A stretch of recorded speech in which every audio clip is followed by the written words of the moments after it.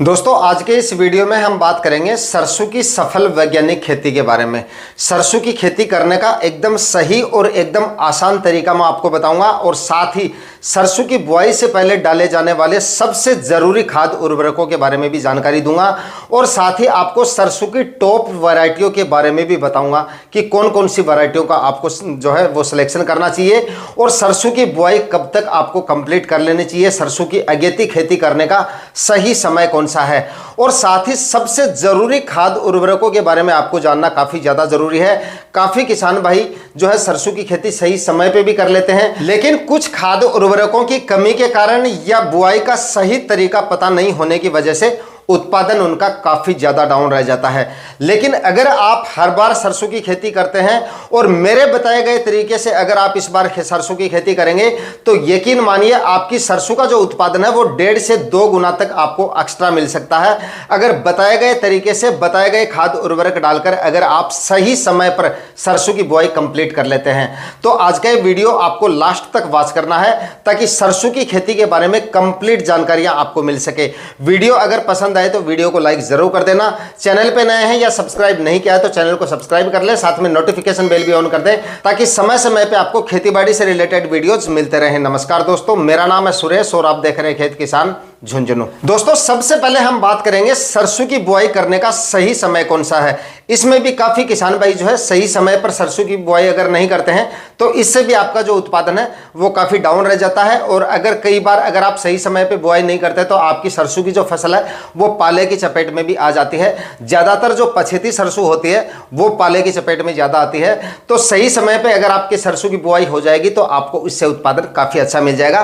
तो इसकी बुआई का जो सही समय है वो है अक्टूबर के पहले सप्ताह से लेकर और लगभग 20 अक्टूबर तक आपको सरसों की जो बुआई है वो कंप्लीट कर लेनी चाहिए। यानी 5 अक्टूबर से शुरू कर सकते हैं आप सरसों की बुआई का कार्य और उसके बाद में लास्ट आपके पास जो है वो 20 अक्टूबर है। 20 अक्टूबर तक भाई आपकी सरसों की बुआई जो है वो कंप्लीट हो जानी चाहिए और इसके बाद में 25 अक्टूबर आपके पास लास्ट डेट है। 25 अक्टूबर के बाद में अगर आप सरसों की खेती कर रहे हैं तो आपका उत्पादन भी डाउन रह सकता है और आपकी जो सरसों की फसल है वो पाले की चपेट में भी आ सकती है। लेकिन अगर आपकी सरसों की बुआई 20 अक्टूबर के आसपास हो जाती है या इससे पहले हो जाती है, मतलब 15 जो अक्टूबर है ना, ये सरसों की बुआई का एकदम परफेक्ट समय है। आप 15 अक्टूबर मान के चलिए क्योंकि इस समय पे काफी किसान भाइयों की जो जमीन है वो खाली भी हो चुकी होगी और फिलहाल आपके पास काफी जो है काफी समय पड़ा है। तो फिलहाल जो है आप सरसों की तैयारियां शुरू कर दें और 15 अक्टूबर के आसपास आप सरसों की बुआई करें। उसके बाद आप देखेंगे कि आपकी सरसों की फसल पाले की चपेट में भी नहीं आएगी और उत्पादन भी आपका सबसे ज्यादा आपको देखने को मिलेगा अगर इस तारीख के लगभग आप अपनी सरसों की बुआई कंप्लीट कर लेते हैं। तो ये तो हो गया सरसों की खेती करने का सही समय। दोस्तों अब बात करेंगे सरसों की बुआई से पहले कौन सा जरूरी कार्य आपको करना है, सबसे ज्यादा जरूरी आपको कौन सा काम करना है, यानी कि सरसों की बुआई का सही तरीका कौन सा है। तो दोस्तों यहां पर आपको क्या करना है, सरसों की बुआई शुरू करने से पहले, क्योंकि अभी जो है काफी समय पड़ा है आपके पास में, 15 अक्टूबर का समय मैंने आपको बताया, 15 से 20 अक्टूबर तक का, तो इसमें 15 से 20 दिन का समय फिलहाल आपके पास है। तो यहां पर आपको क्या करना है, सबसे पहले तो अभी यानी कि आज ही आपको एक गहरी जुताई करके अपने खेत को छोड़ देना है, यानी कि डीपली प्लाविंग करनी सरसों की बुआई से पहले काफी ज्यादा जरूरी है। जिससे क्या होगा, आपकी सरसों में ज्यादा से ज्यादा आपको ब्रांचेस देखने को मिलेंगी, ज्यादा से ज्यादा व्हाइट रूट्स बनेंगी और इससे क्या होगा, आपकी सरसों की फसल में मरगोजे का जो प्रकोप है ना वो आपको काफी कम देखने को मिलेगा अगर आप एक गहरी जुताई करके उसके बाद में जो है सरसों की बुआई करेंगे। क्योंकि क्या होता है कि सरसों की फसल में मरगोजे का प्रकोप तभी होता है जब आपकी मिट्टी जो होती है वो काफी कड़क हो जाती है या जमीन आपके नीचे से काफी कड़क होती है, जिसकी वजह से जड़ें नीचे ठीक से नहीं जा पाती हैं और जड़ें अगर ठीक से गहराई में नहीं जा पाती हैं तभी मरगोजे का प्रकोप सबसे ज्यादा होता है। मैं काफी सालों से सरसों की खेती करता हूं और हर बार मैं जो है एक गहरी जुताई करके और उसके बाद में सरसों की बुआई करता हूं और मुझे मरगोजे का जो प्रकोप है वो काफी कम देखने को मिलता है, मतलब ना के बराबर मरगोजा होता है हमारी सरसों में। और लास्ट ईयर का मेरा वीडियो भी डाला हुआ है चैनल पे, जाके आप एक बार चेकआउट कर सकते हैं। उसमें मैंने प्रॉपर दिखाया था सरसों उगने के बाद में पकाई के समय, मैंने आपको उसमें वीडियो में दिखाया था कि मरगोजे का प्रकोप हमारी सरसों में बिल्कुल भी नहीं हुआ है और इसका कारण मैं ये मानता हूं, या कोई और किसान इसको माने या ना माने, मैं अपनी पर्सनल राय यहां पे आपको दे रहा हूं। अगर आप एक गहरी जुताई करेंगे और उसके बाद में अगर आप सरसों की बुआई करेंगे ना, तो मरगोजे का प्रकोप आपको 99% काफी कम देखने को मिलेगा। बीते सालों में आपकी सरसों की फसल में जितना मरगोजे का प्रकोप होता था, उससे आधे से भी कम आपको मरगोजे का प्रकोप देखने को मिलेगा। तो इतना आपको इससे फायदा हो सकता है। दूसरा मतलब बीमारी भी आपको कम देखने को मिलेगी। दूसरा आपका उत्पादन भी आपको काफी अच्छा मिलेगा, क्योंकि जड़ें जो है वो काफी अच्छे फैलने के लिए उनको जगह मिल जाएगी। क्योंकि सरसों की जो जड़ें होती है काफी ज्यादा गहराई में जाती हैं। क्योंकि ज्यादातर हम किसान भाई क्या करते हैं, गर्मियों में एक गहरी जुताई करके जमीन को छोड़ते हैं, उसके बाद में 3-4 महीने तक लगातार बारिश वगैरह होती रहती है, तो मिट्टी जो होती है, जमीन जो होती है, वो वापस टाइट हो जाती है, एकदम टाइट हो जाती है, एकदम पत्थर जैसी हो जाती है नीचे से। और उसके बाद में उसी जमीन में 1-2 हेरो वगैरह निकाल के और हम जो है सरसों की बुआई कर देते हैं। इसका नतीजा ये निकलता है कि सरसों की जड़ें जो होती है वो गहराई में नहीं जा पाती हैं, उत्पादन भी डाउन और मरगोजे का प्रकोप ज्यादा देखने को मिलता है। तो ये आप जरूर करें, अभी एक गहरी जुताई करें और उसके बाद में अपने खेत को छोड़ दें।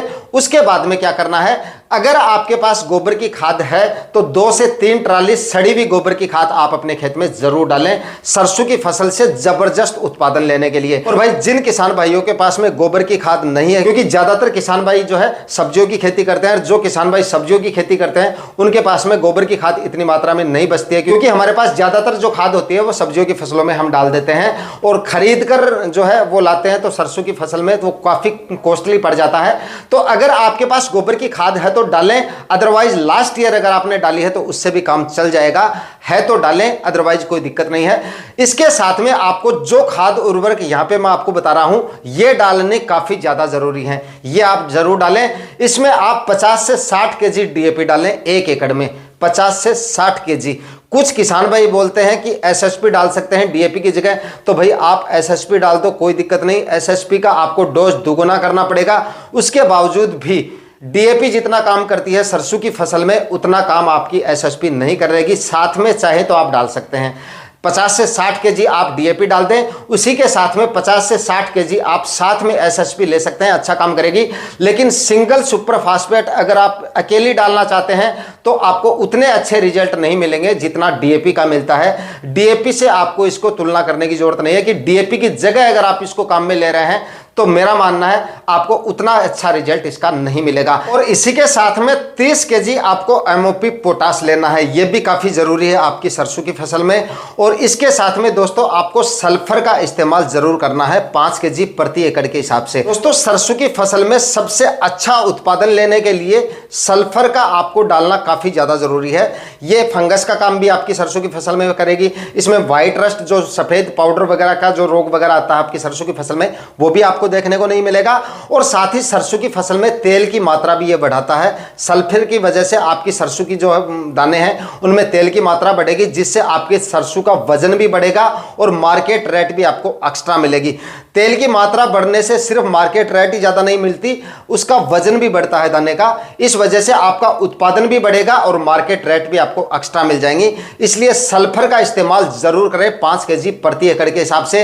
रही बात यूरिया की, तो चाहे तो आप डाल सकते हैं, अदरवाइज बेसल डोज में आपको यूरिया खाद लेने की जरूरत नहीं है, क्योंकि बाद में देनी जरूरी होती है। सरसों की फसल में जब हम निराई गुड़ाई करते हैं उस समय हम 2 बार करके यूरिया खाद दे देंगे। इसमें शुरुआत की जो 2 पहली सिंचाई है, उन दोनों सिंचाइयों में, पहली और दूसरी सिंचाई में जो है उनमें हम यूरिया खाद डाल देंगे, बेसल डोज में लेने की जरूरत नहीं है। तो ये बेसल डोज आप ले लीजिए, काफी अच्छा खासा उत्पादन मिलेगा आपको सरसों की फसल से। इन सभी बेसल डोज को एक साथ मिक्स करके और उसके बाद में आप कल्टीवेटर की सहायता से अपने खेत में इनको भिजवा दीजिए।